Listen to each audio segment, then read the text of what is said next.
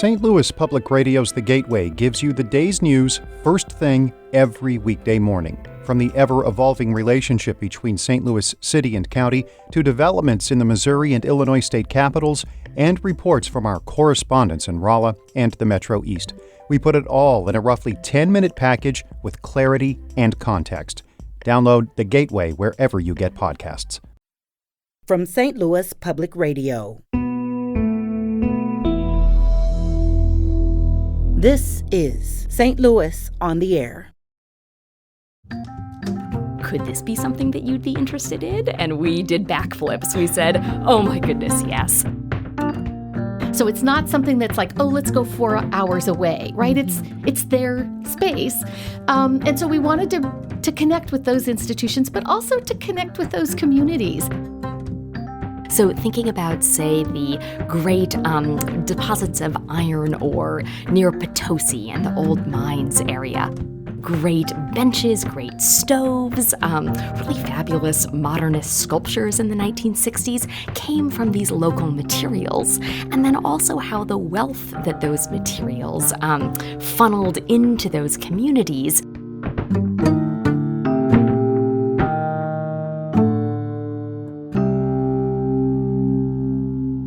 I'm Sarah Fensky. A major new exhibition opens at the St. Louis Art Museum this weekend. Art Along the Rivers, a bicentennial celebration, is tied to the state's 200th birthday. But it's not strictly about Missouri art or even those 200 years. And while the rivers provide geographic focus, it's not mostly about them either. What it is really is a look at centuries of art inspired by and made within the confluence of three great American rivers. And here now to explain more is Melissa Wolf. She's the curator of American art at the St. Louis Art Museum. Melissa, welcome. Welcome. Thank you. And we're also joined today by Amy Torbert. She's the Andrew W. Mellon Foundation Assistant Curator of American Art at the St. Louis Art Museum. Amy, welcome. Thank you, Sarah. So, Melissa, I want to start with you. When you talk about art along the rivers, what do you mean by that? Well, it means we wanted to look at, I should sort of back up a little bit. We wanted to do something in conjunction with the bicentennial, but we really saw this more as an opportunity rather than to think about statehood, to think about a region that we all know really well, right? That feels like home. It's familiar. It's we share it with 1,000 years of other peoples at least. And so we really took this small region that is defined by the confluence of the three most powerful rivers in North America, as you say, but really to look very closely at the communities and the art communities that have formed there. So the art along the rivers is really about this location that's defined by the confluence and how that has influenced the art that's here. You know, it brought people, the routes through here and the kinds of people that it brought here, the kinds of artists, all make it a really sort of special and in some ways a very unique art history based on the geography and where it is. Absolutely. I mean, looking at this art, it feels like this could only all come together here. But the one thing I find myself wondering as I think of how you guys organized this exhibition, a lot of people might have chosen to look at where the Missouri River hits the Mississippi River. Mm-hmm. You guys chose to also bring the Ohio River into it. What led you to that choice?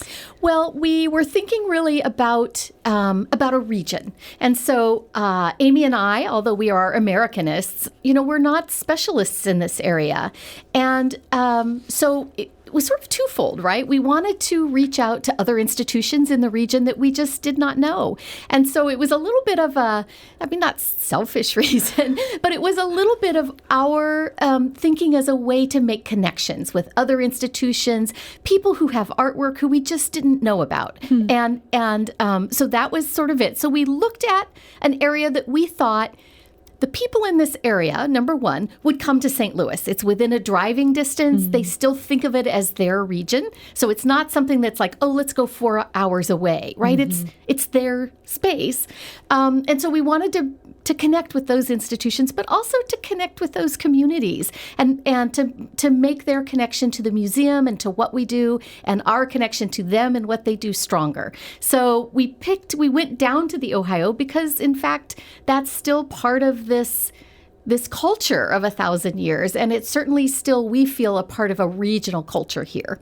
So, Amy, when I'm thinking of Sykeston or Cape Girardeau, I'm not necessarily thinking of those as hotbeds of art, but I am not an expert into this. Did you find things in that area where this really did end up adding depth and breadth to this exhibition? Oh, we absolutely did. I mean, we really started from the idea that every community, no matter how small, or every town or every place, has objects that are important to them. And so in the case of many of the towns to the south of St. Louis, many of the objects that we discovered, as Melissa just said, this is not necessarily our area of scholarly expertise, or it wasn't. It is now. It is now. Exactly. But what we discovered in those places were really great connections between local materials there.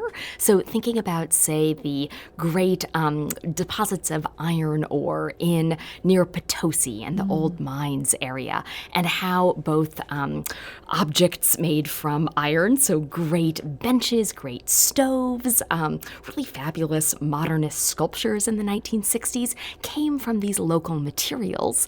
And then also how the wealth that those materials funneled into those communities impacted artistic production there. So this fabulous set of portraits from the 1840s made in Potosi of the Cresswell family, for instance.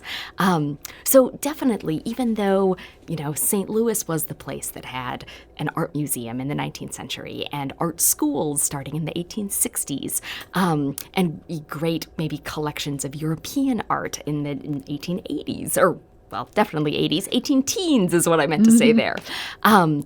Even though St. Louis is the place you think about as a locus of fine arts, really there were these histories throughout our region. And those were some of the greatest discoveries that the two of us made. And part of what I love about this show and what you've got in it is there really are discoveries. You didn't just go and pick the best from local museums. You were going and talking to, I can't think of a better word, random individuals and sort of harvesting the best things that they were aware of. Melissa, this kind of was a journey for the two of you. It was, we always talk about road trip photography or road trips, and this was definitely an art history road trip.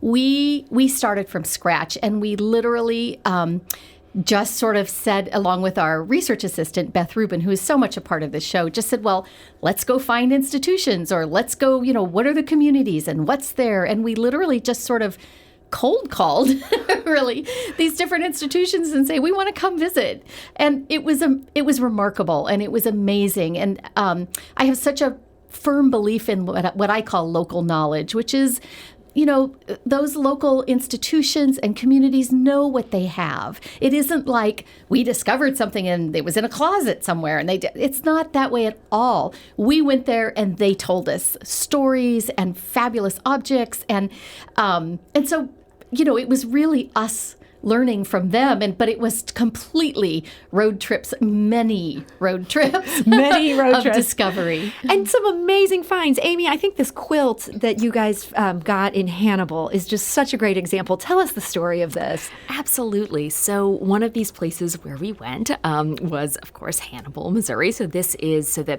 exhibition, as we've said, is focused on this region around St. Louis, and Hannibal is its northmost point. So we went up to Hannibal, and the place that we wanted to visit, maybe most there, is a place called Jim's Journey, which is a museum dedicated to the history of African-American people in Hannibal. Jim taking its name from the character in Huckleberry Finn. Precisely. And so this is a museum with a great collection founded by a woman named Faye Dant. And so we visited there. Faye gave us a tour of her space. And on our way out, as we were talking about possibilities that we might be able to borrow for this exhibition to show to maybe more local population in St. Louis, as well as any other visitors who come, Faye said, well, my husband's family has this really phenomenal quilt that was made by one of his ancestors who had been enslaved before the Civil War, and then made this really terrific, creative interesting quilt and a crazy quilt design in the 1880s, maybe early 1890s. Could this be something that you'd be interested in? And we did backflips. We said, oh my goodness, yes. And so this beautiful quilt is in our first gallery. When you walk into the space, it's one of the first things you see. And it really tells the history of this particular family and African-American artistic production following the Civil War, shortly after the Civil War. How cool. And I feel like, curators trying to take the easy way out in an exhibition like this might say, okay, it was, white European men who were wealthy enough to be able to make art. And so that's just what we're going to have to feature up until you get to like the last 40 years. Sorry, this is just the way history goes. You guys did not fall back on that at all. Melissa, there's so many examples throughout this show, but it seems like there's also extensive holdings related to Native American art. Yes, there are. And actually, that was, the big question for Amy and myself was, how do you celebrate a bicentennial in 2021? How do you acknowledge the things that we know about telling history? As you said, it's sort of lots of white men, right? And so how do you counter that and yet still celebrate these objects? And so and that's one reason why we didn't try to cover the entire state, because statehood is an Anglo definition of land, and even it's an Anglo definition of time, just 200 years. And so that's one reason why we drew closer to look at our own communities and also went broader. And so we go back 1,000 years to the Mississippian culture all the way up to, I think the most recent work was made in 2020. And so we do include all of these voices. And we talk about this in the exhibition that, that we have an obligation to do that as a state that came in as a slaveholding state, as one of all 50 states, right, that were created out of the removal of Native American nations. And so how do we look at that production and the way in which that history can be seen in objects, and to really acknowledge that and to then celebrate those objects that were made? And so, yes, there's a very strong contingent of work by African Americans, by women, by Native Americans, and they're mixed completely in. It isn't like we say, okay, well, here are women artists or anything, because that's just not the way the show is. So they're all in a dialogue about the experience of this same landscape. And Amy, one thing that was impressive to me along these same lines is how you handled the World's Fair and specifically the Philippine reservation that was on site. There's been a lot of reporting lately about just some of the terrible things that happened to Filipinos who were brought here and exhibited in the World's Fair. Art-wise, you didn't just rely on art from 1904. Yes. So really, as Melissa said, throughout the exhibition, we very much wanted to include works by contemporary living practicing artists in each one of these thematic sections. But because this show is not, say, a biennial of art that's being made in St. Louis right now, we wanted to pick contemporary artists whose works spoke directly to the historical objects in the exhibition. And so perhaps one of the most interesting examples is a work that some St. Louisans might have already seen, actually, at the Contemporary Art Museum a few years ago, but by an artist named Stephanie Sihuko, and it's called Block Out the Sun. And so she takes a really close look at the histories of picturing Filipinos, people who were brought to St. Louis, as you said, for the World's Fair. And so her work pushes back against the idea that they were simply objects that could be that were on display. So her work tries to recapture part of their privacy. But in our exhibition, we also wanted to pair her work with artistic production made by Filipino people who exhibited at the fair. So there were many types of exhibits as part of the Philippine reservation, as this part of the fair was called. And so there were really beautiful textiles and baskets, include also a fabulous men's backpack. And so we borrowed 6 of those objects to put in dialogue with Stephanie's work. To both her work shows how we might be able to rethink aspects of the Philippine reservation now, but then their works by Filipino artists themselves from 1904 also show them to be fully, very much engaging with the same artistic dialogues and excellence as the Anglo-inspired paintings and works of decorative arts nearby. We're talking today about Art Along the Rivers. This is the new show that opens at the St. Louis Art Museum. It opens this Sunday to members of the general public. There's just so much here, so many amazing finds. One of the things I was somewhat interested in is one section of this show, you talk about art as an advocate.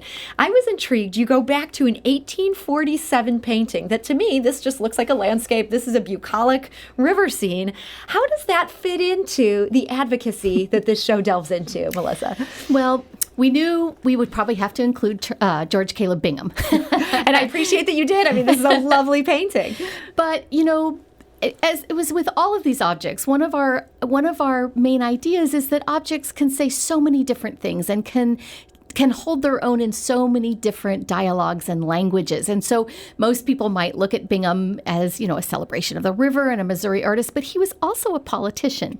And those politics play out in many of his paintings. So the work that's included in the show is raftsmen playing cards, and they're on a raft and they're playing cards and they're healthy looking and everything. And very small in the river, you see what's called a snag, right? So a branch, and then there's a sandbar in the background. And they're sort of quiet, but those were major hazards to commerce, to the commerce that was just beginning to increase on the Missouri and the Mississippi River. So Bingham paints this painting as a way to advocate for federal funds to clean up the rivers. He's advocating that this western land, right, this western area, which it was seen at the time, could sustain commercial development, could sustain using these rivers as commerce, and would increase the wealth of Anglo-America. And so it's a political painting in that way, which most people probably miss, but it's definitely there. How interesting. Amy, do you see a through line from that to some of the works in this show that were inspired by the Ferguson movement and some of these 20th century things that the show chronicles? Yes, absolutely. I mean, what we really would love our visitors to take away from that Art as Advocate section is the idea that works have really powerful meanings and messages, multiple messages. And so one can, artists, use work in visual ways to communicate really the most pressing social issues of their times. Well, there is so much in this exhibit. I keep saying this, but every time I have paged through the book, I'm like, oh, this is wonderful. I want to see this in person. I want to see that in person. Melissa, is there one piece we haven't talked about today that you'd want to highlight for people who are planning a visit and want to make sure they hit something interesting? Oh, gosh. Amy, what should we talk about? Oh, I mean, it's like trying to pick a favorite child. Like, Matotope? Matotope? Go for it. So we have a bison robe in the show. It's in the very first gallery. That is a fabulous loan. The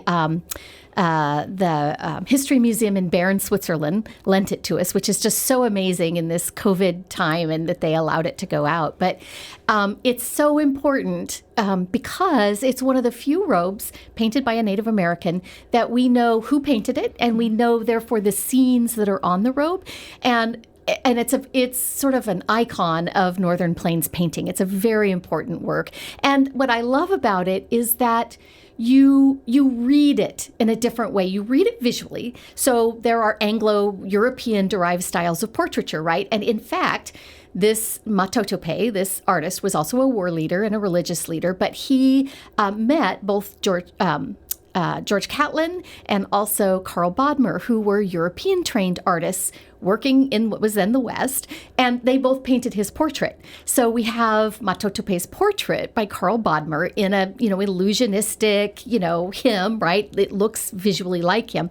But then we also have a self-portrait by Matotope on his robe that is not illusionistic.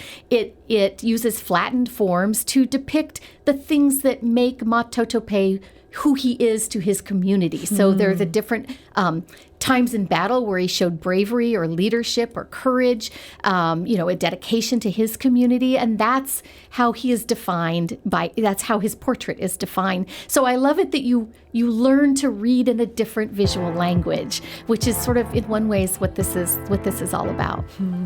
Well, if you want to see that, you're going to have to go to Art Along the Rivers. You can do that beginning this Sunday. That's at the St. Louis Art Museum. It runs all the way through January 3rd. We've got all the details on our website. website. That's stlonair.show. You can also get them at slam.org. That is the website for the St. Louis Art Museum. Melissa Wolf, I want to thank you so much for joining us today. Melissa is the curator of American art at the St. Louis Art Museum, so thank you. Thank you. And also thank you to Amy Torbert, who's the Andrew W. Mellon Foundation Assistant Curator of American Art. Thank you so much. Thank you so much.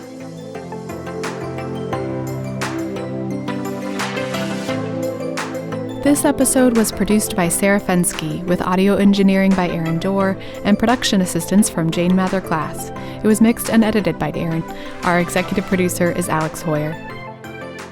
St. Louis on the Air is a production of St. Louis Public Radio. Understanding starts here.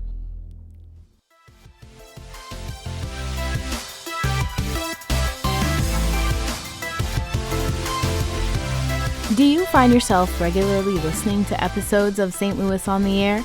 Suggest us to a friend you think might enjoy our conversations, and leave us a review and rating on Apple Podcasts on the App Store. It's the simplest way to help people discover our show. Thank you. St. Louis Public Radio is a member-supported service of the University of Missouri, St. Louis.